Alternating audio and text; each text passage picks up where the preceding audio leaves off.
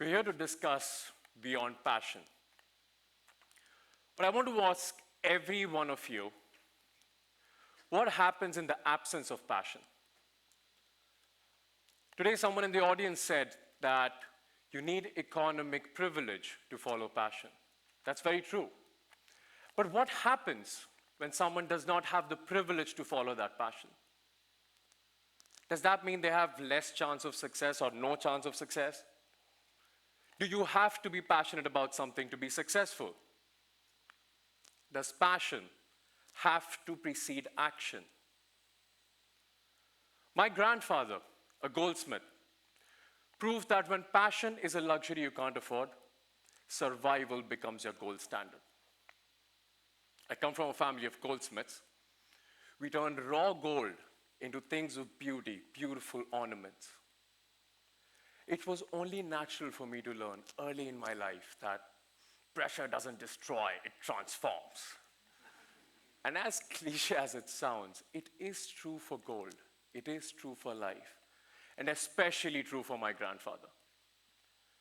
In 1968, his entire world turned upside down when the government passed the Gold Control Act, which essentially meant that his business was now under government's control, which also meant that he will now have to operate in gray areas. And it wasn't just difficult. I mean, we're talking about India in the 1960s and 70s. Doing regular business was tough enough. Now imagine if your entire survival depends on a trade that has become obsolete overnight, or worse, illegal. But he found ways to keep going, even though he had to navigate through some shady stuff. But he did not just help our family survive. He helped the entire goldsmith community to thrive. And what started as survival for him turned him into one of the most influential figures of the gold trade. They even wrote a book about him, calling him the Kukhyat Vyapari, which means the underground trader. Not exactly the kind of family legacy I was planning to inherit, but that is what it is.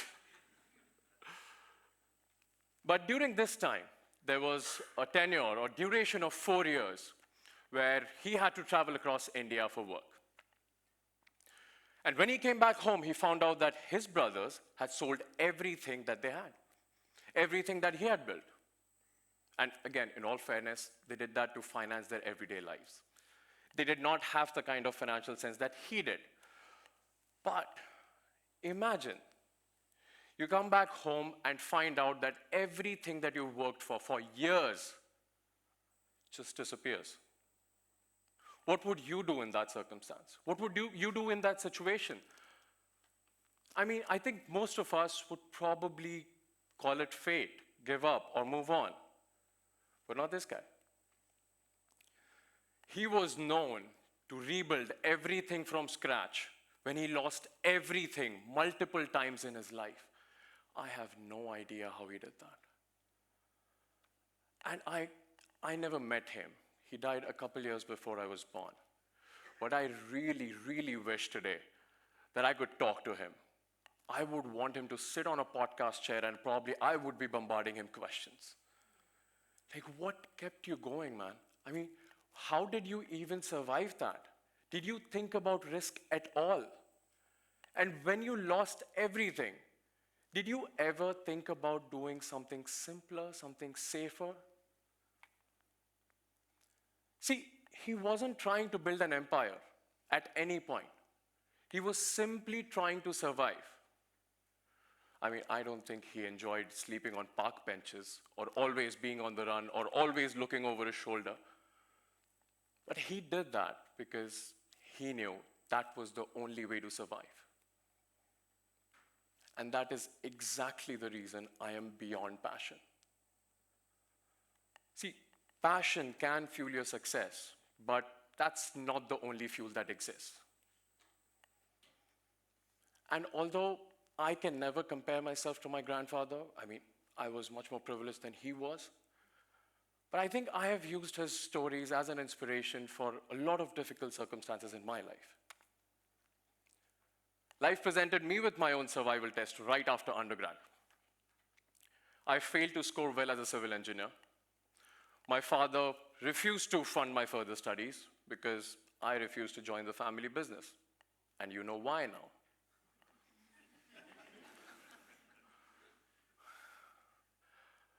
So I did what everyone else does, apply for jobs, and I did. For months, nothing. I finally landed this job at a tiny startup. I was employee number 20 with a salary that barely covered my weekends. And I know why they took me in as well, because I was ready to do that, because I had no other option. But that wasn't it. In 2 years, then came a moment where a business card lands on my desk, which reads, Dhaval Admarkar, Regional Manager, Middle East. I could not believe it. I had no training, no orientation, nothing, but just a target. To build a branch from the ground up in a foreign land, whereas I had never left my hometown. And do $3 million in revenues in 3 years, whereas I had no idea how that job was done. I was still learning. That was a daunting task.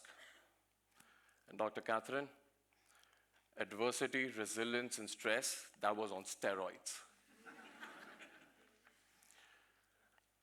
But when I landed in Dubai, I did what most newcomers do, explore the city. And the first weekend, I did what any goldsmith's son does, visit the gold souk or the gold bazaar. And I was completely lost. And even while walking those narrow roads, all I could think about were just self-loathing thoughts. You cannot do this.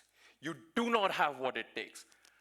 You are going to screw up this opportunity as everything else you've done so far. But as I watched those gold traders, I thought, maybe, just maybe, I had inherited more than just stories from my grandfather. And maybe, just maybe, I had inherited that survival instinct. So I thought of putting it to test, and I did. I worked for 16 hours straight, maybe sometimes 18 hours a day for 2 years straight. And I was able to achieve those targets. Not just that. We grew from 20 employees to 300. We became one of the top 5 companies in our domain in the region. But let me remind you, like my grandfather, I wasn't driven by passion. I was driven by the abject fear of failure to prove myself wrong. And had I been in any other situation, I think I would have done the same. And sure, luck played its part in my role. Like, luck played its part in my entire success story, whatever little bit of success I had. I don't discount that. But see, the point is, I realized that the struggle for survival took me to far greater heights than passion ever could. And then sometimes I get these worrying looks from people, Weren't you worried that you did not have the right motivations for it? Weren't you worried that you did not have the right reasons for it? That kind of always bothers me. Like, why? Why is that question, why does that question even exist? Like, our achievement only matters when it comes from a pure place, like a place of pure love and light. Like, our achievement only matters when we have the right reasons for it. I don't think so. I mean, take Michael Jordan, for example. I remember reading this book by my favorite author at the time. The book began by describing Michael Jordan's acceptance speech at the Hall of Fame ceremony. Now, instead of talking about his love for basketball, he talked about his high school coach who said he could not make it. He did not choose him for the varsity team. He talked about every slight, every doubt, every person who said he would not make it. Now, the author wanted to present it as a warning to me. Do not live a life motivated by revenge or bitterness. I don't buy it. Firstly, he's talking about Michael Jordan. Secondly, does it really matter where his drive came from? I mean, 6 NBA championships. I think he did pretty well for himself. And yes, his high school rejection pushed him to far greater heights than pure passion ever could. And yes, sometimes our deepest drive comes from our darkest places, but that should not make our achievement any less valid, right? And whether it's survival, spite, or pure necessity driving us, what matters is how we drive it or what we use it for. I have always believed having insecurities is not wrong. Not acting on them is. I often wonder about this question, a fascinating question that I had come across a couple years ago. Let's think about it together. If you were to live 1,000 different lives in 1,000 different circumstances, what would make you successful in 999 of them? At least 999 of them. Think about it. What qualities transcend circumstances? What will make you adaptable enough to succeed regardless of where you start?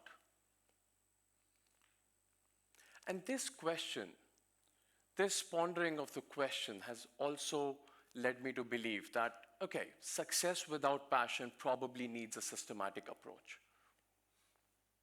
And it basically comes down to 4 principles or 4 elements. Gauge, observe, leverage, deliver. Gauge where you stand. Gauge where you stand. My grandfather had to gauge the reality of the situation when his entire business became illegal. Observe what is possible. When I went to Dubai for the first time, even though it was a really daunting task, I observed that I had landed in the city of opportunities. Leverage your circumstances. My grandfather leveraged everything, all his connections, all his network, to become indispensable to the community, which translated into influence. He turned the very restrictions into his stepping stones. Deliver. Deliver regardless of your passion. Now, that's the most important thing to me, I think. In Dubai, I had no grand vision. I just had targets. And I delivered not because I was passionate about it or I loved it, but because going back wasn't an option. See, our passion, again, can fuel your success, but that's not the only fuel that exists. Because at the end of the day, no one is going to ask you about your passion unless you have some kind of contribution. And contribution sometimes comes not from following your heart. It can come sometimes from rising above your circumstances, following that survival instinct, and creating a better life than yesterday. Beyond passion lies the drive. The drive that will make sure you never go back to where you came from.